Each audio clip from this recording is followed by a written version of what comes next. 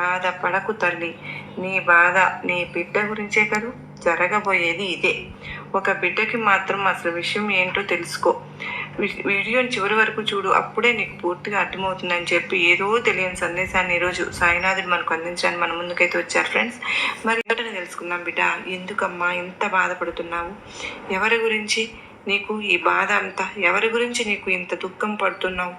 ఏ రోజైనా కానీ కంటి నిండా ప్రశాంతంగా స్పృహ లేకుండా నిద్రపోయావా చెప్పు? ఎప్పుడు కూడా మనసులో ఏదో అలజడి నిన్ను పట్టి పీడిస్తూ ఉంది. ఎందుకు ఇలా జరుగుతుందో నీకు ఏమీ అర్థం కావడం లేదు. మనశ్శాంతి దూరమైంది, కంటికి నిద్ర దూరమైంది. ఇదంతా కూడా ఎవరి గురించి, దేనికోసం? నీకు ఎంత ఆలోచన? ఏం జరుగుతుంది అసలు నీ జీవితం అంతా కూడా? నాకు తెలుసు బిడ్డ. అంత మాత్రమే కాదు, కేవలం నీ బిడ్డ కోసం కదా బాబా. నా బిడ్డలంటే నాకు ప్రాణం.